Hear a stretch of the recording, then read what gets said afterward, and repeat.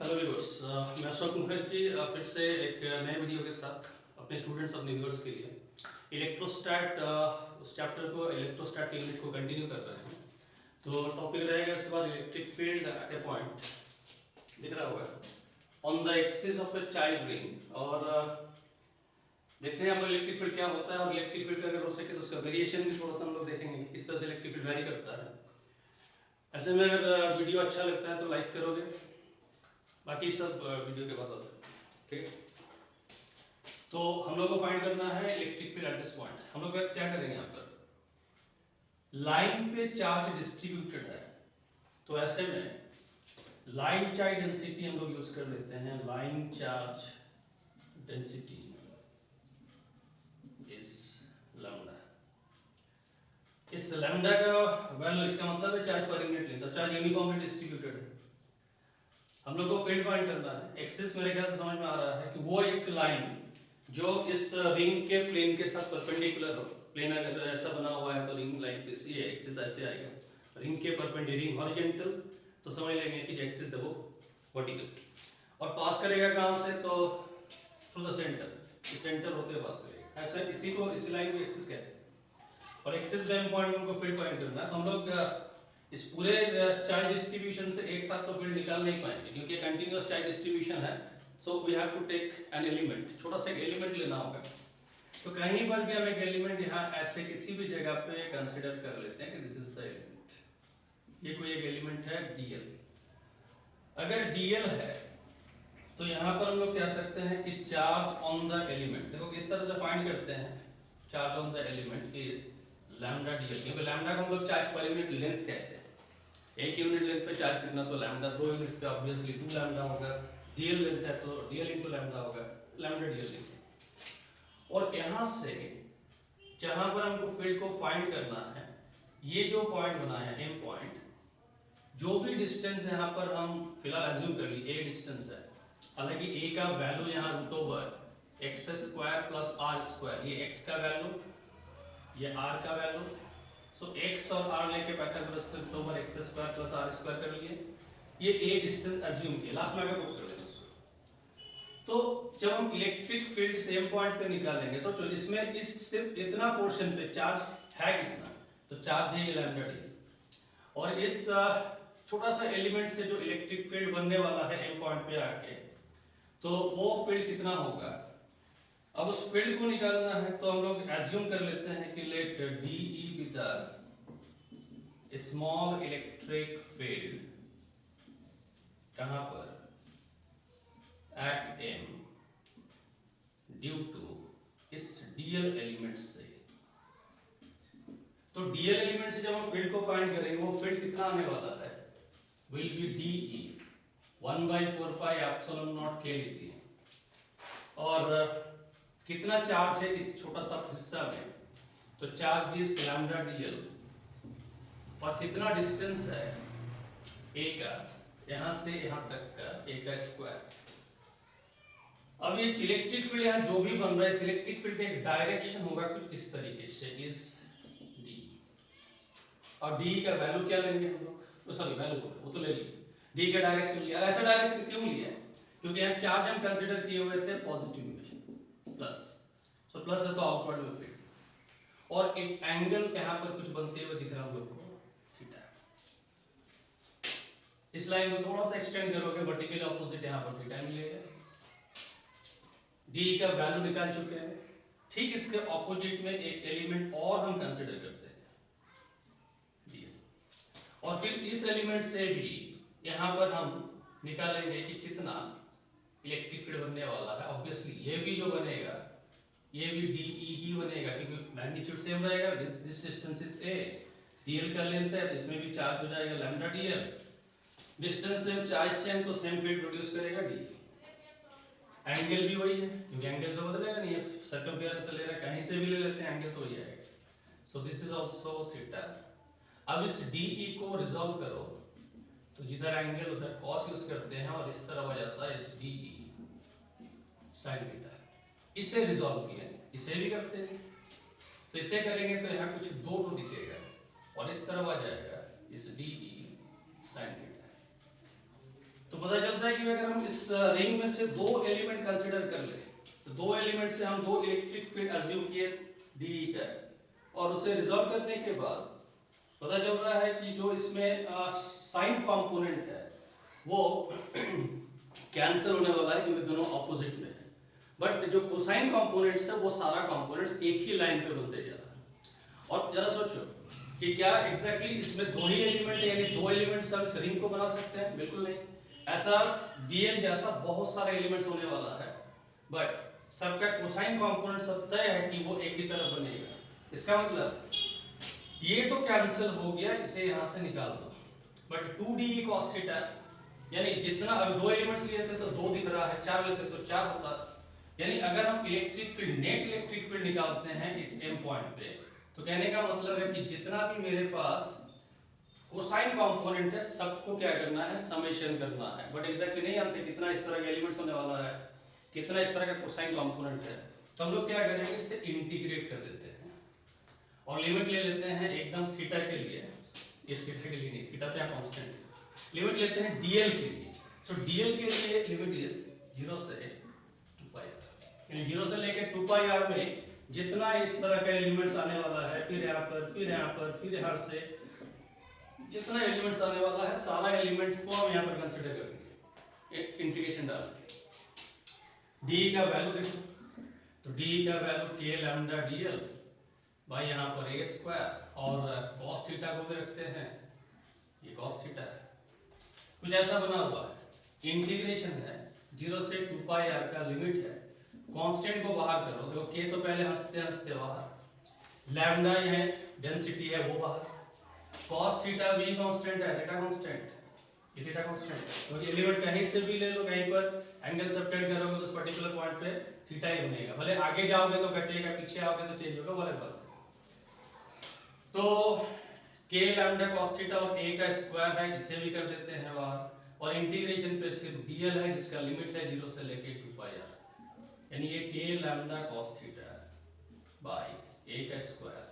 और dl को integrate करके l बना लेते हैं और लिमिट पुट कर देते हैं 0 से 2 पाई r का, यानी l के जगह एक बार 2 पाई r पुट कर दो, एक बार 0 पुट करो। So finally k lambda cos theta by a square into यहाँ पर 2 पाई r, और cos थीटा को हम लोग अगर लिखना चाहें तो हम लोग इधर से आते हैं, तो इसको बिठा दें, तो यहाँ से अगर हम cos थीटा का वैल्यू को देखते हैं तो cos थीटा का वैल्यू हम लोग को क्या दिख रहा है, cos थीटा का वैल्यू दिख रहा है बेस यानी x बाई a, ये x और ये b by h। So electric field net जो बन रहा है वो है k लैम्डा, यहाँ पर cos थीटा की जगह x बाई a, नीचे a पहले से है तो क्यूब बना लो, इनटू यहाँ पर 2 पाई r है, इसे भी लिख दो। फिर a का जब हम फॉर्म ले रहे हैं, इस k लैम्डा यहाँ भी 2 पाई कर लेते हैं, जरा सा 2 पाई k लैम्डा, इसको एक साथ किए, x के साथ r है बाई a का क्यूब, यानी x square plus r square, वहां दिख रहा हम लोग को कि a का वैल्यू है कितना, तो क्यूब करेंगे तो इस पूरे का 3/2, ये इलेक्ट्रिक फील्ड मिला और अलोंग द एक्सिस मिला है बाहर की तरफ। अगर ये चार्ज नेगेटिव होता तो अंदर की तरफ, यानी पूरा फील्ड इस तरफ आ जाता, अगर चार्ज नेगेटिव लेते तो। अभी ये बाहर की तरफ है ये फील्ड, तो कुछ इतना फील्ड हम लोग को मिल रहा है। अब ये जो फील्ड है, इस फील्ड के बारे में जरा सा सोचो, इसका वेरिएशन किस तरह का हो रहा है, कैसे करके हम लोग इसको बदल सकते हैं। r को तो कुछ कर नहीं सकते, बट x के बारे में जरा सा सोचो, x को क्या कर सकते हैं। यानी अगर हम इस फॉर्म को ले जिसमें इलेक्ट्रिक फील्ड कुछ ऐसे दिया हुआ है E, और इस पूरे कांस्टेंट टर्म को ये जो है कांस्टेंट टर्म, अब इसको भी हम लोग फिलहाल इसको तो हम लोग यूज कर सकते हैं अभी, तो इतना कांस्टेंट टर्म को हम चलो यहाँ से रिमूव करते हैं और उस कांस्टेंट को k प्राइम यूज करेंगे।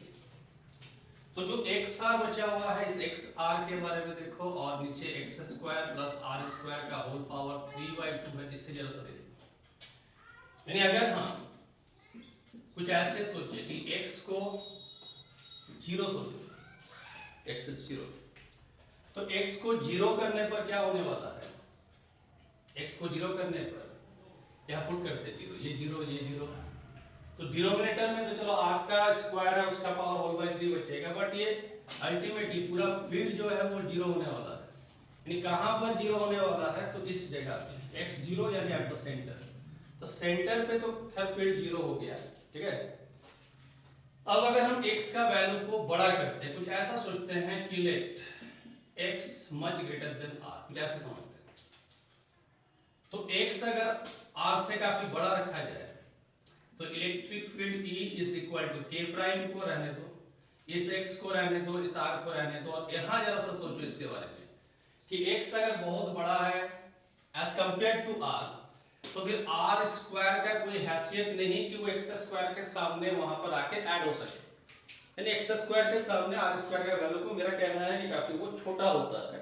सो simply we can ignore the value of r square, यानी अगर बच गया x स्क्वायर, यहां से अगर r स्क्वायर को हटा के x स्क्वायर बचा तो उस x स्क्वायर का होल पावर 3/2, यानी यहां पर आ जाएगा x का क्यूब, और फिर x को कैंसिल करो तो इलेक्ट्रिक फील्ड ये जो बन रहा है वो है k प्राइम r बाई यहां पर x का स्क्वायर, कुछ ऐसा आ रहा है। अच्छा, ये जो फॉर्म हम लिए k प्राइम का वैल्यू तुम एक बार पुट करके देख लो, या फिर जरूरत नहीं, चलो पुट नहीं करना है, हम अगर ऐसे सोचते हैं E प्रोपोर्शनल की बात करें, क्योंकि अभी जो हमको दिख रहा है r तो कांस्टेंट है, सो 1/x स्क्वायर, और ये 1/x स्क्वायर कहने का मतलब है कि इन केस ये पॉइंट यहाँ नहीं होता, मतलब यहाँ नहीं होता और ये काफी दूर में चला जाता है, तो ऐसे काफी दूर पे जाने के बाद यहाँ ले लेते हैं, कहीं यहाँ ले लेते हैं काफी दूर में, तो उस समय ये जो चार्ज हम लोग को दिख रहा है जो एक रिंग पे डिस्ट्रीब्यूटेड है, इसका अपीयरेंस ही कुछ इस तरह का छोटा सा रहेगा, लगेगा कि एक पॉइंट पे कंसंट्रेटेड है चार्ज। यानी अभी जो चार्ज हम ले रहे हैं इस केस में आके कह सकते हैं कि वो रिंग का पूरा जो चार्ज है कंसंट्रेटेड एट द सेंटर, ऐसी जगह पे, तो काफी दूर में ही छोटा सा लगेगा, तो ये केस हो जाता है यहाँ से तैयार। फिर जरा सा इसके बारे में सोचो कि x को अब पहले छोटा किए 0 पे लाए, फिर x को हम बड़ा किया एज कंपेयर टू r, भाई x का अगर एक लिमिट पे चले जाते हैं कि if x is equal to, जरा सोचो, इंफिनिटी, क्योंकि x इक्वल टू अगर इंफिनिटी आके अब पुट करने जाएंगे तो ये फील्ड हम लोग को फिर 0 ही मिलेगा। यहाँ पुट कर देते हैं, इसी रिलेशन पे कर देते हैं, इस दोनों में से कहीं पर, यानी कहने का मतलब है कि जब x 0 है तो फील्ड इज 0, यानी ऐसा सोचना पड़ता है कि अगर x को हम बढ़ाते हैं तो शायद फील्ड बढ़ेगा, बिल्कुल बढ़ेगा, x को बढ़ाएं, r से बड़ा किए तो फिर बढ़ा, लेकिन जैसे हम x को कर दिए बहुत बड़ा, इंफिनिटी इनफाइनाइट वैल्यू पे लेके चले गए x का, तो फिर हमको फील्ड क्या मिला, 0, यानी यहाँ पर फील्ड 0 है, E इज 0, और यहाँ से हम बहुत दूर इंफिनिटी में चले जाते हैं तो फिर वहां जाके फील्ड 0, यानी 0 और इस इनफाइनाइट डिस्टेंस इंफिनिटी जो भी है हम लोग के पास, उस 0 और इंफिनिटी के बीच में कोई ऐसा एक जगह होगा जहां फील्ड का वैल्यू विल बी मैक्सिमम, क्योंकि दिख रहा है कि सेंटर पे 0 और कहीं इंफिनिटी पे जाके 0 बनने वाला है, तो कोई ऐसा जगह होगा बीच में जहां पर फील्ड का वैल्यू कह रहे हैं कि इट विल बी मैक्सिमम, और वो जगह कौन सा होगा, तो जगह को खोजते हैं, यानी ये कंप्लीट एक इलेक्ट्रिक फील्ड चाइल्ड रिंग से जो बनता है, पूरा टॉपिक को एक ही में कंप्लीट करना चाह रहे हैं, देखते हैं। तो इसमें क्या होगा कि अगर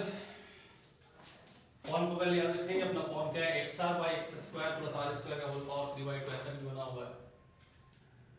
इसका वैल्यू को जरा सा देखो,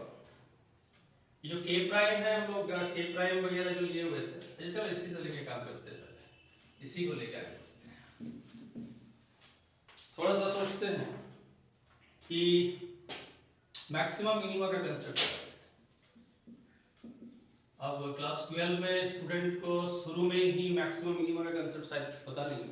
तो थोड़ा समझाने की कोशिश करते हैं कि मैक्सिमम मिनिमम, हालांकि मैथ्स पढ़ने वाले को पता होगा, बट 12 काफी देर के बाद होगा मैथ्स में आके, सो अभी इमीडिएट नहीं जानते हो, तो जैसा देखोगे आपको क्या होने वाला है। अगर हमें कोई ग्राफ की बात करते हैं और कह रहे हैं कि एक ग्राफ है बिटवीन एक्स एंड वाई, ये मान लो ग्राफ है, हम y का वैल्यू को ऐसे x के साथ पहले बढ़ते हुए देखते हैं, फिर x के साथ ही घटते हुए भी देख रहे हैं। हालांकि घट के वो मिनिमम पे कितना होगा नहीं जानते हैं, बट मैक्सिमम इतना होगा ये तो यहाँ इस ग्राफ में दिख रहा है कि इस मैक्सिमम, ये मैक्सिमम वैल्यू। तो जरा सोचो कि अगर इस ये जो ग्राफ बना रहे हैं हम लोग, जो भी कर्व है जैसा भी दिख रहा है फिगर, इसमें अगर हम लोग से कोई पूछे कि इसका स्लोप क्या है, तो हम लोग एक्स वाई पे काम कर रहे हैं तो हम लोग कहते हैं कि slope is dy by dx। Similar वही चीज है कि अगर हम इसी ग्राफ में x को बदल दे, x को नहीं बदलेंगे, x को x ही रखेंगे क्योंकि ये डिस्टेंस तो x में ही दिया हुआ, और इधर हम इलेक्ट्रिक फील्ड को रखें, तो हम एक ग्राफ कुछ ऐसे प्लॉट कर रहे हैं कि दिस इज द ग्राफ, ऐसे ग्राफ बना रहे हैं। अब ऐसे क्यों बनाएं, इस तरह बनाने के पीछे वजह क्या है? तो अभी हम लोग देख रहे थे कि इलेक्ट्रिक फील्ड अगर हम x को जीरो करके निकाले तो इलेक्ट्रिक फील्ड तो जीरो होगा, और अगर ऐसा किया जाए कि x का वैल्यू को हम इंफिनिटी पे पहुंचा दे तो फिर उस समय भी क्या होने वाला है कि, अच्छा और एक चीज यहाँ पर ये जो हम लोग कर रहे थे, यहाँ थोड़ा सा ग्राफ को देखोगे, यहाँ ग्राफ थोड़ा सा इस तरह कर्व हो गया, नहीं ऐसा कर्व नहीं करना। क्यों नहीं करना है? क्योंकि वेरिएशन कुछ ऐसा बना हुआ है xr by x square plus r square का होल पावर 3/2। ओके, अब सोचो कि x का वैल्यू जीरो से जस्ट तुम स्टार्ट किए, यहाँ से अब तुम आगे बढ़ना शुरू किए, कहीं ऐसे जगह पे हम रहेंगे, तो ये वैल्यू को देखो, ये x का वैल्यू को देखो एज कंपेयर टू r काफी छोटा है। तो ऐसे छोटा वैल्यू पे जब हम काम कर रहे हैं, x का वैल्यू छोटा है एज कंपेयर टू r, तो फिर x को हटाओ डिनोमिनेटर से। तो जब x को डिनोमिनेटर से हटा दोगे तो k प्राइम रहेगा, x रहेगा, r रहेगा, नीचे r का क्यूब होगा, फिर उसमें से एक r कैंसिल करोगे, r का स्क्वायर बचेगा। x के साथ e का वेरिएशन कैसा होगा? ऐसे डायरेक्ट। मतलब है कि यहां पर ये कहना चाह रहा है कि ये स्ट्रेट लाइन है, शुरू में जैसे सेंटर से हम निकल के इलेक्ट्रिक फील्ड और डिस्टेंस का वेरिएशन स्ट्रेट लाइन के फॉर्म पे, तो फिर हम ग्राफ को इस तरीके से नहीं बना सकते, ऐसे नहीं बना सकते। हमको क्या करना होगा, यहां से फिलहाल तो स्ट्रेट लाइन पे ही चलेंगे, और अगर स्ट्रेट लाइन पे चलते हुए जगह पे आके ये जो इलेक्ट्रिक फील्ड का वैल्यू हमको मिल रहा है, देखना सीधा हमको साइड से लिखते हैं तो पता नहीं होता सीधा है कि नहीं, तो इलेक्ट्रिक फील्ड एक जगह पे आके वैल्यू मिला मैक्सिमम। उसके बाद फिर ये घटना शुरू किया क्योंकि अब x का वैल्यू r से काफी बड़ा होते जा रहा है, और एक जगह ऐसा आने वाला है x का वैल्यू इनफाइनाइट वैल्यू, जब ये इलेक्ट्रिक फील्ड दोबारा जीरो होने वाला है, जो हम लोग अभी लिखे थे तो मिटा दिए इसको। तो कहीं पर एक जगह है x का वो वैल्यू पता करना है जहां पर द फील्ड इज मैक्सिमम। और सोचो ऐसा क्यों कहते हैं, ये जो स्लोप की बात करते हैं, क्योंकि जनरली स्लोप का मतलब हम लोग क्या समझते हैं कि slope is equal to tan theta, tangent use करते हैं एंगल के ऊपर। अगर स्लोप tan थीटा होता है तो यहां पर जब कोई टैंजेंट ड्रॉ करेंगे तो ये टैंजेंट इस x एक्सिस के साथ एंगल क्या बना रहा है, तो इट इज 0, और tan 0 कर देते हैं तो वो भी 0 ही है, सो स्लोप इज 0। इसीलिए यहां पर भी आके वही चीज है, यहां भी टैंजेंट डाल दोगे, डाल दिए टैंजेंट कितना एंगल बना रहा है x के साथ, तो कह रहे 0, tan थीटा 0 मींस यहां भी आके स्लोप इज 0। और स्लोप हम लोग लिखते हैं जैसे यहां लिखे हुए थे dy by dx, तो अब लिखेंगे नहीं भाई, अब तो de by dx ही 0 होगा, सो d by dx को हमको 0 कर देना है। यानी एक तरफ से समझ रहे हैं कि स्लोप इज 0, दूसरे तरफ से समझ रहे हैं कि नहीं, e का first differentiation with respect to x will be 0। तो अगर ऐसा कुछ करते हैं, फिगर हम अब मिटा सकते हैं क्योंकि हमको सिर्फ कुछ जगह ही चाहिए था, तो ये काम कर सकते हैं।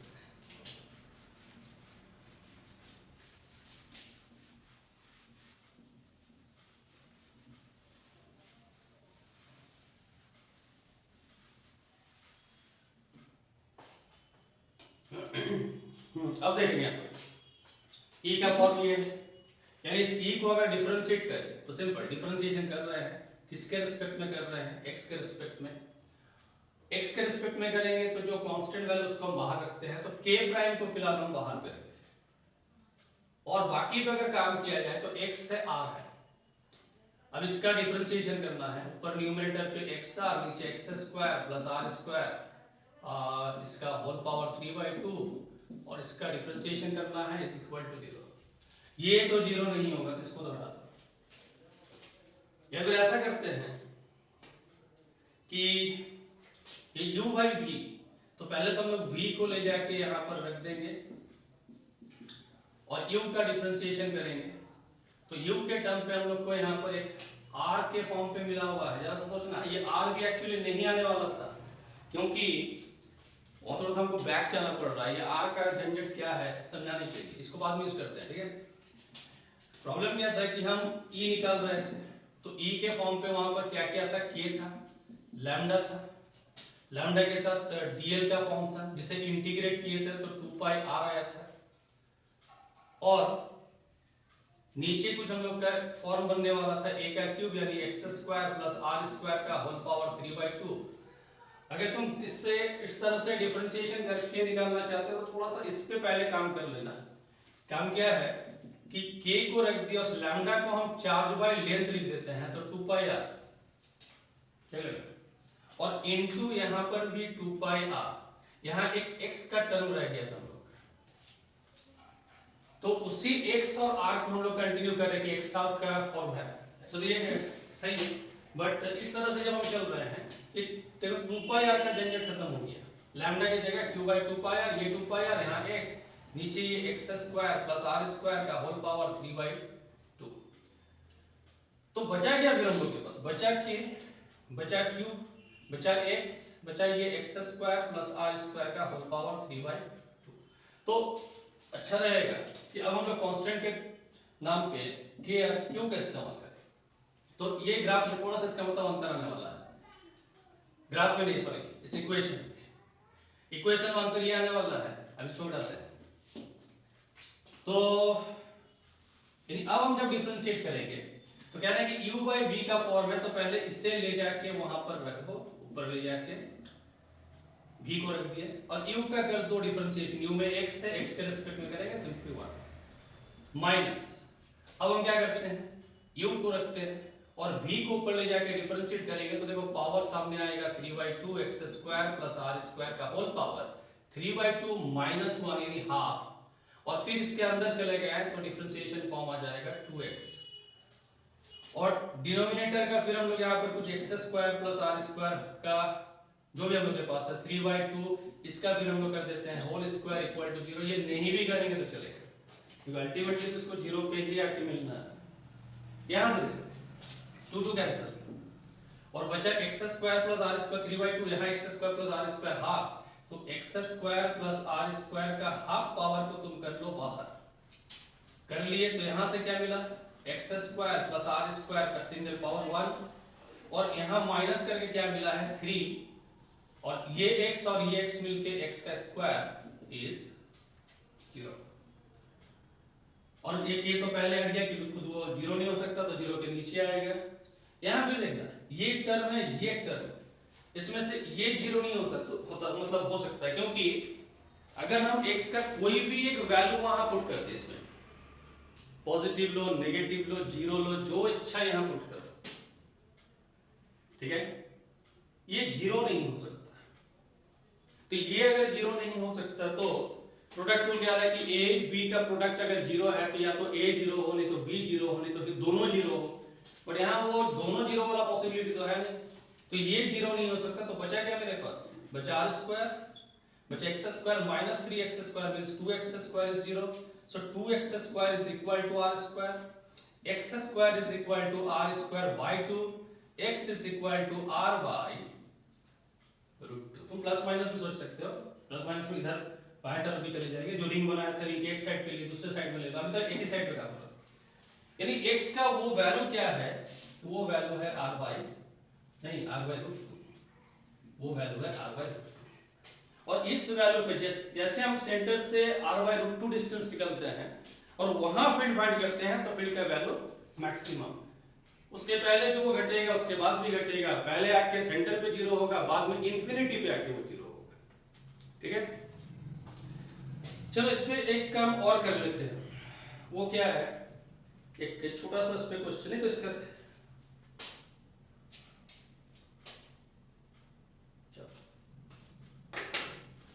तो उम्मीद है कि सबको समझ में आ गया होगा। ठीक है, ऐसे में करना क्या है, तो अगर अच्छा लगा तो लाइक करोगे, कमेंट करोगे कितना अच्छा लगा नहीं है, अगर खराब है तो भी कहोगे, और सब्सक्राइब करोगे। ठीक है, शेयर करना है, हम थोड़ा धीरे धीरे कहते हैं, सब्सक्राइब कर लोगे, शेयर कर लोगे, जो प्रोसेस होता है, जो फॉर्मेलिटीज होता है, ये तुम लोगों का काम है। मेरा काम है टॉपिक उठाना, लेक्चर का वीडियो बनाना, वो सब काम कर रहा है। ठीक है, तो फिर नेक्स्ट वीडियो में मिलते हैं, तब तक सबको बाय।